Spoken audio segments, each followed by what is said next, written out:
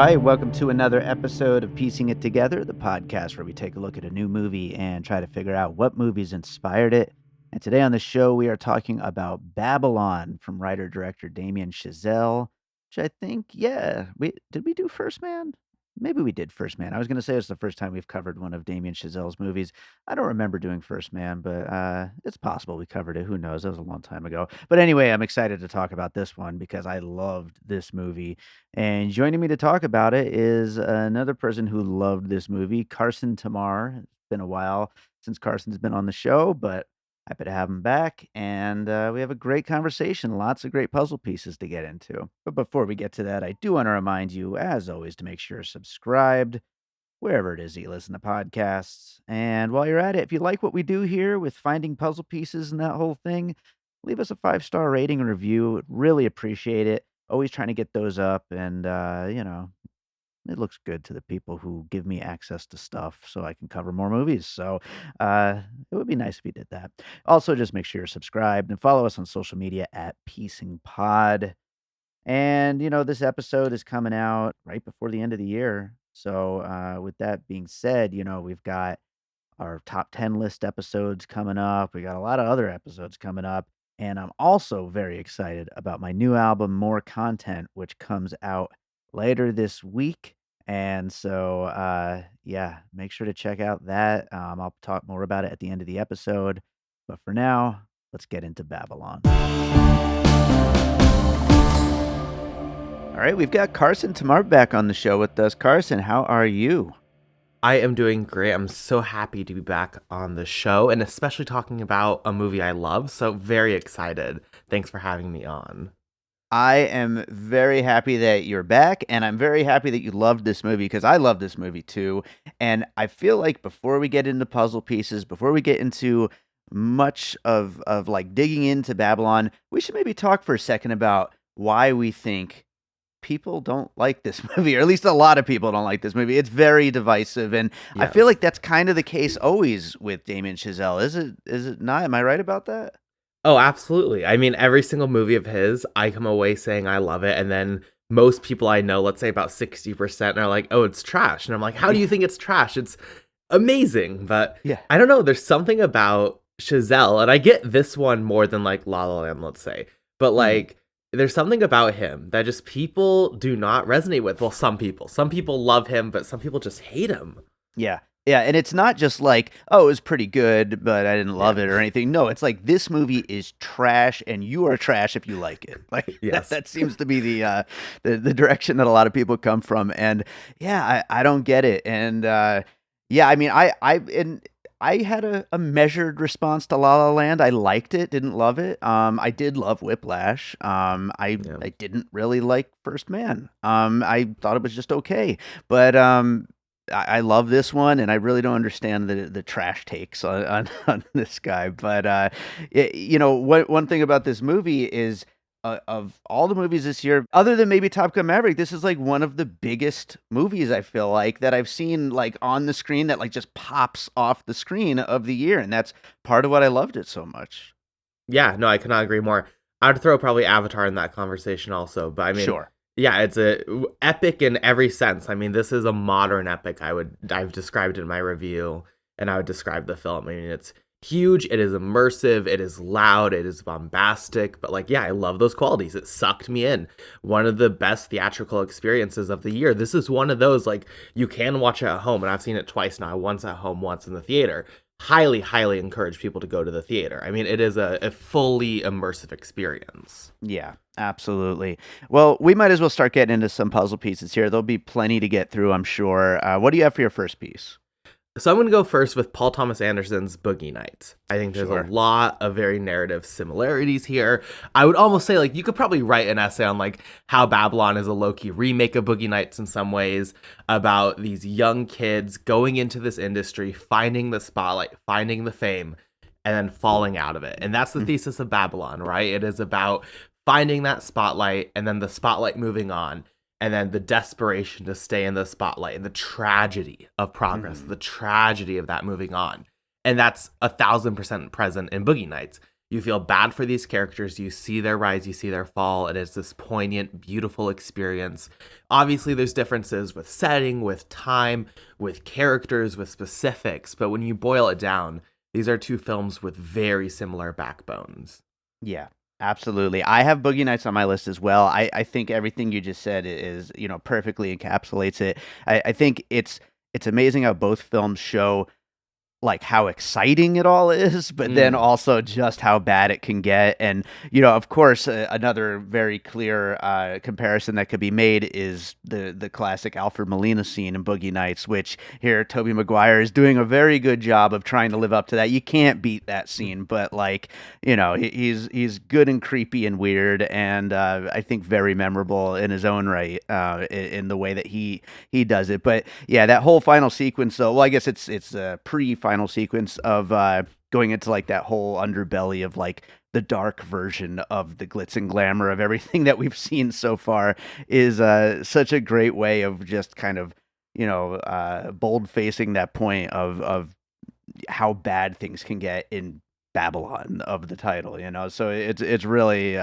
exciting and fun the way that they put that together, but also horrifying.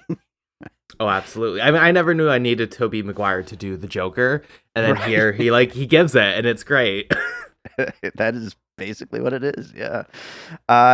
You said this could be like a remake of Boogie Nights. I think the other movie that this could be a remake of is Singin' in the Rain. So I think I'll go with that for the first puzzle piece here, which also dealt with the switch over from silent films to talkies and filmmakers and actors having so many issues in that change, that big change. And there are entire sequences here that are completely homages to things that happen in Singin' in the Rain. I would say the funniest scene of Babylon is when they're first trying to record, trying to film a scene with audio, and it goes horribly wrong. And that whole sequence, I had actually never seen Singin' in the Rain. And for people who like are anti homages in film or whatever, like maybe it'll make somebody go back and watch the classics. So, that's like a big mission statement of this podcast here with talking about puzzle pieces and things that inspired other things.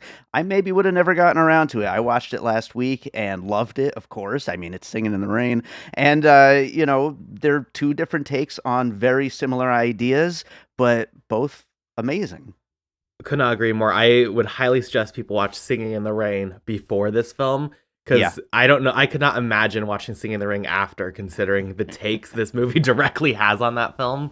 Yeah, absolutely. Sure. Well, what do you got for your next piece? So my next one is going to be 1975's The Day of the Locust, obviously based on the Nathaniel West novel, which you could probably say is the inspiration, but we'll go with the film version. Kind of the original classic look at like depravity in Hollywood, someone going into the industry and then finding themselves far too deep into it all. And specifically, the final image is very famously this portrait of like turning Hollywood into hell. It's just depravity. It is gross. It is uncomfortable. And that Tobey Maguire scene, and I'll mention that again soon, but how that scene, and also the scenes in the theater when it's the first talkie on screen and he sees it, there's such a horror to those scenes, and there's such a depravity and such, an uncomfortableness. It feels like you're witnessing something gross, even though, it's just people cheering in a theater. The Tobey Maguire scene, I'll admit, is a little bit grosser. But how this film tackles depravity in Hollywood matches so closely with the thesis of Day of the Locust that it has to be seen, I think, as one of the clearest puzzle pieces there. Yeah, and that's another one that I heard of, and I've never actually seen it, and I've heard it mentioned in comparison to this and to a lot of movies that deal with like the excess of all that, and so I think it's something I definitely need to watch. Another puzzle piece I'll just throw right on top of there when talking about excess, you have to talk about The Wolf of Wall Street, which I think, of course, excess, that's what it's all about. But like Scorsese left it up to the audience to really decide, like, is this good? Is this bad? And that's like the brilliance of the movie. And of course, like, Scorsese has his own point of view, but, it's up to the audience. And some of the audience is going to look at it completely the wrong way, but that's just how it is. I think that Chazelle is kind of doing that here, although he is showing that whole long sequence of like the bad part to kind of like, I think you should see the bad in there, but certainly there's a lot of celebration of the opening moments of the film that is people are going to be like, God, how amazing that all is. So you certainly have that the dueling points of view of whether it's good or bad. Absolutely. That's the brilliance, is how, you go in and it's so warm and exciting in the beginning, and then you just turn it at the end and it's like, oh, I hate this. Yeah. Yeah, no, fantastic. Well, what do you got for your next one? I'll stick with Scorsese. I'm going The Irishman, which 2019, specifically in the editing and the use of time and runtime. Both of these films are very long, obviously. Irishman a bit longer than this, but both use time to give an added weight and gravitas to the project, where at the end of The Irishman, you're supposed to feel like, wow, I saw life lived. Here, you're supposed to see an era of Hollywood. It needs to be 3 hours. I stand very firmly on that. I will argue every other film can be cut by an hour. Babylon needs to be this length. And at the end, you really do feel like you haven't witnessed just like an individual story or narrative. You've witnessed an era with many players, many characters, just like The Irishman. I think how it handles the editing and using that element is very reminiscent of Scorsese's work.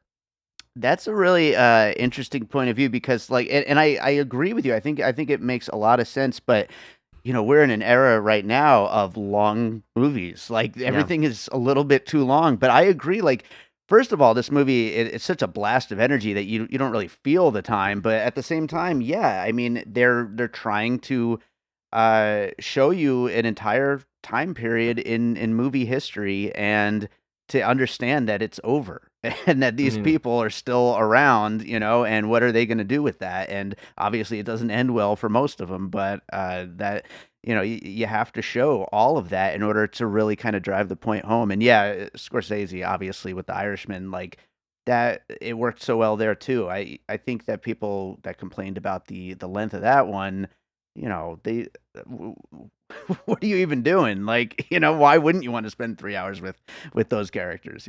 Like, come on. But yeah, so that's a great one to bring up. I will go to Robert Altman's The Player for my next puzzle piece here. As far as the movie itself and the story, it being a mystery set in Hollywood, it's certainly a very different kind of movie and has very different ideas in its sights, but just showing the background of the world of filmmaking, and you're seeing those back office deals, you're seeing the way that stories get made, and the way that producers put actors together with directors, and all the things that go into filmmaking, and you're seeing so much of that in Babylon. I mean, that whole long extended sequence in the desert where they're filming multiple movies, and you're kind of getting to see how the sets work and how the directing works, and there's just so much behind the scenes stuff there. And for anybody who loves movies, I can't imagine how you wouldn't at least enjoy those aspects of the film. Oh, could not agree more. I mean, the magic of film. It's so funny because it's a film, like, specifically Babylon is such a film that at the end of the day hates cinema, but it's at the end of the day a film that just loves cinema. And I think there's so many films this year, like, not to use the film Twitter phrase, love letter to cinema, but you had Empire of Light, you had like multiple others that have really tried to capture that magic of the movies, and I don't think anyone has done it as well as Babylon. Absolutely. I completely agree with that statement, and I think I even put that in my Letterboxd review. But what do you have for your next one? Well, my next two are silent films because it only makes sense for this movie to have some silent films. And the first, we're going way back to 1911, the first ever Italian feature film, Dante's Inferno, for a couple of reasons. Narratively, for anyone who doesn't know, Dante's Inferno is about this guy traveling through the different layers of hell. In the Tobey Maguire scene, I said I would reference it. Here we are again. I think there's very clear parallels as you're going deeper and deeper in the basement and going through the different layers of hell. But also Chazelle's thesis of painting pictures and portraits with bodies. This is a very epic film. There's hundreds of bodies on screen, whether it's at a party or it's on set filming a fight scene. And specifically this version of Dante's Inferno, before there was a lot of special effects, it uses bodies in a very certain way to paint with them. It truly is pieces of art with how bodies are laid on screen. The curves of how they bend as they're laying down, or if they're fighting, or if they're standing with the shot composition. In a very similar way that you see that with Chazelle, and it's so rare to see nowadays with visual effects and such, to see so many humans on screen moving together to create something just powerful. I mean, it's a power that you cannot fictionalize, and it's a power you cannot recreate without just having the massive humanity. So I see a lot of similarities in both these projects. And I think that's one of the strongest things Chazelle pulled specifically from the silent era, is how do we use the human body to tell a story? And it's all over in Babylon. Yeah, I think that that's a great puzzle piece. There's so many parallels there, especially with that whole ending sequence. But as to like the use of human bodies in this, like it's also post COVID, like and so like we really don't see that at all in movies anymore. Everything is like a COVID production where we had to like scale down and scale back and everything.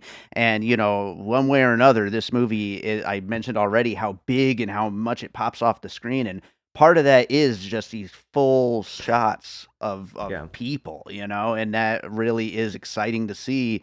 And how he pulled all this off, who the hell knows? But it definitely makes a portrait. Do you do that thing now in theaters where you sit there and you're like, how did this get made with COVID? I do that like consistent. This one was probably the biggest, but like every film I'm just like, how do you do that with COVID? I don't know how he did this. I'm assuming everyone was safe. I hope so. Yeah, I'd imagine so. But that's Hollywood, right? That's right. Almost the whole point. So it's a meta point there. You know what? For my next piece, I a little bit stole this one because I saw a tweet that I was like, oh, that's a perfect puzzle piece, and I'm going to use it. And it was actually film critic Robert Daniels who tweeted this about The Last Black Man in San Francisco.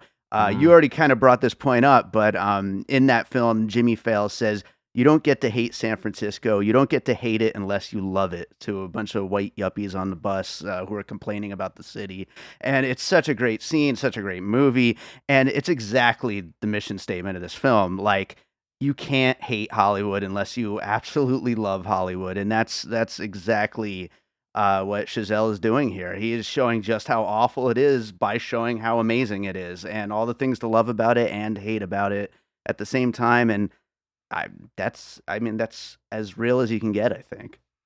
Yeah, I also saw that tweet. I mean, I think he's an amazing film critic in general, but like I thought that tweet was like one of my favorite tweets of the year. I was like, yes, like you synthesized it perfectly in context with that. Like that line, I think is so beautiful. I think that entire film is so beautiful. To be clear, please go watch it. But like, yeah, that line, I was like, oh no, that's Babylon. We got it. So I think that's a brilliant point. It just brings the whole thing together. It's perfect. But what do you got for your next one? My last one is going to be 1928's Lonesome. This is a romantic drama / comedy about two people who kind of meet each other by chance, and they keep running into each other, which I think very clearly parallels the relationship shared between Nellie and Manuel. They just keep running into each other at different stages in their career, and they keep bouncing off of each other. But as soon as they see each other, no matter where they are, whether they're broke at a party or whether they are rich at a movie premiere, their chemistry just immediately hits it off. I think their relationship is beautiful. I think it's very natural, authentic feeling. And I think that dynamic, it really clearly parallels the one from Lonesome. I think it's a lovely film. Please go watch it. I think it has some of the best editing of any silent film ever. But a beautiful little film that I see a lot of in Babylon, and specifically that relationship. Okay, this is one that I actually haven't heard of, so I'm going to have to check that out. Interestingly, to that point, a much less successful film, but I did think of Amsterdam while watching this film. I mean, kind of also deals with that same thing with, again, Margot Robbie, but, with these characters who, pick right back up once they meet up again. It's weird that she had two movies like that in 1 year, but obviously that one didn't do as well. But a little worse than Babylon. Yeah. So I will go with, for my last one, Tarantino.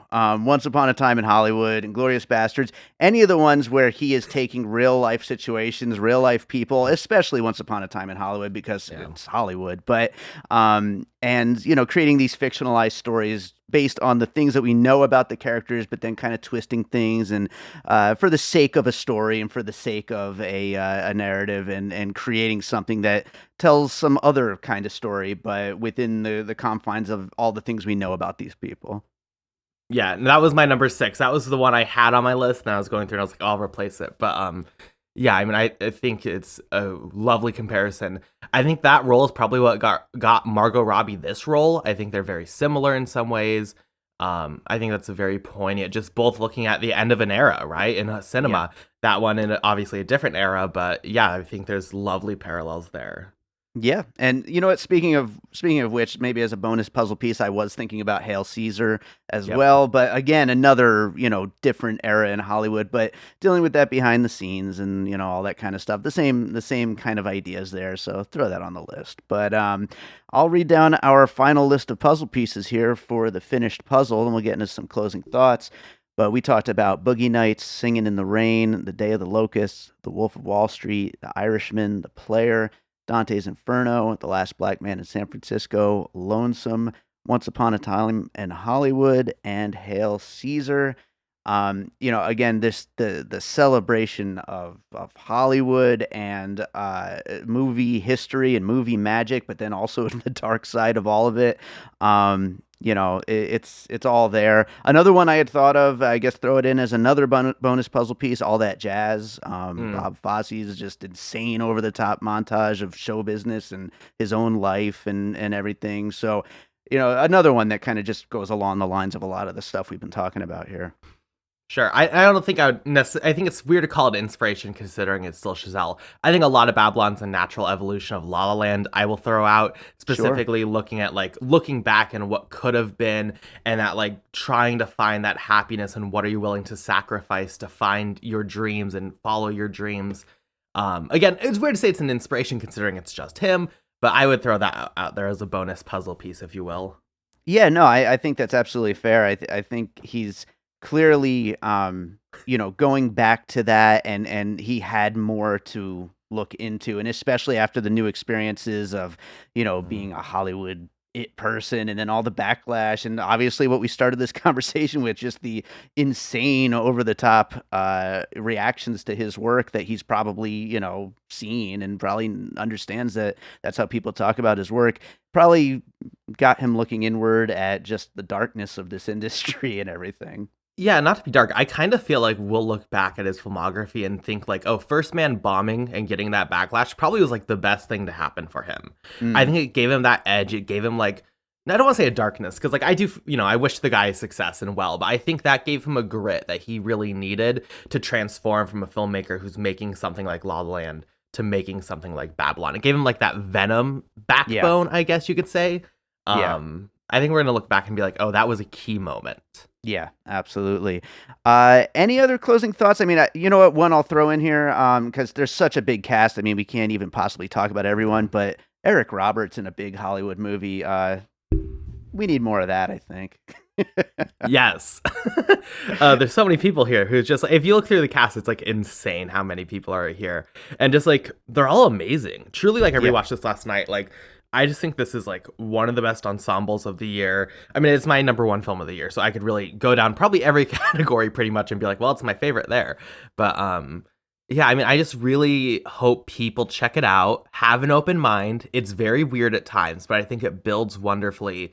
And just what a challenging narrative. I think it's bold of him to, attack the medium through the medium itself, to challenge it, movies through movies.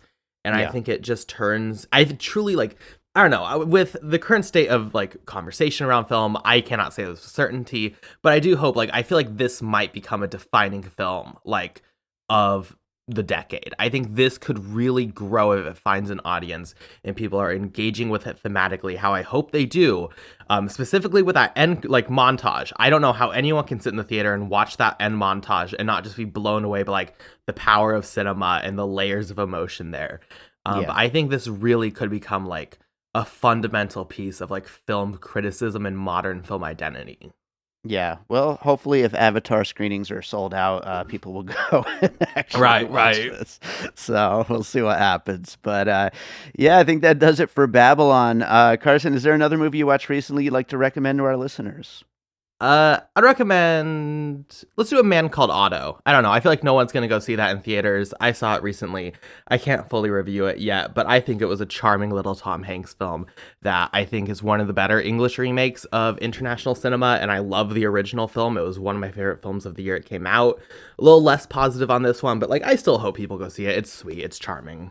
Yeah, I haven't gotten a chance to watch it yet, but I loved Elvis, so I'm on the Tom Hanks weird train. So let's go. Oh, Tom Hanks, Elvis, give me that Oscar nomination. Like I don't. I'm sorry for whoever it kicks out, but like I need that in my soul. Yeah, absolutely. That's another good companion piece to this movie. But it really is. Yeah, there you go. Well, awesome, Carson. Tell people where they can find you and your writing and everything you're up to. You can find me on Twitter at BP_movie reviews. I write for Buttered Popcorn, Clapper. I host Clappercast, which is coming back at the end of the month, where once a week we review the newest in cinema. And you can just find my words everywhere. I'm all over the place. Awesome. Well, it's been a while since we had you on the show. Hopefully we'll get you back on again a little bit sooner next time. Yes, hopefully. Hi, this is Wax Trax Records here on 2909 South Decatur. We buy all your old 45s, your old albums, any type of music memorabilia. Also, we sell music memorabilia, albums, CDs, and a lot. Come on down to Wax Trax, 2909 South Decatur, or give me a call at 702-362-4300. Thank you very much. All right, so I hope you enjoyed that conversation. Thank you to Carson Timar for joining me on that one, and thank you to you for listening to the show.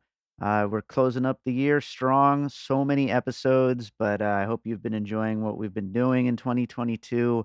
Lots to look forward to in 2023. But first up, of course, will be our end of the year top 10 list episodes, which are coming, I guess, next week at the time that this is going up. And also my new album, More Content, which comes out on December 30th. Our next episode of Piecing It Together will actually be a special episode where I do an album-length commentary of More Content. So while it will be up on streaming and there is a limited edition CD available that you can order on Bandcamp and on CD Baby, you'll get to hear it with me talking over it here on the podcast. So make sure you're subscribed and you'll get to hear that. And if you enjoy what we do here on Piecing It Together, make sure to drop us those 5-star ratings. I would appreciate it. Also, with it being a new year, a reminder that if you ever want to join me for an episode of Piecing It Together, get in touch. You can email me or contact me on social media at PiecingPod. Don't forget about our Facebook group, Popcorn and Puzzle Pieces. But I'd love to have you on the show. So get in touch and maybe we'll make that happen in the new year. Let's finish this thing up, though. Got a lot of things to do to finish up the year. It's a busy time. I'm going to play a piece from the new album to play us out. And for a film that is a celebration of excess like Babylon, why not go with the title track, More, from More Content? So this is More. Hope you enjoy it. And like I said, we'll be back with a special preview of the full album coming up this Friday.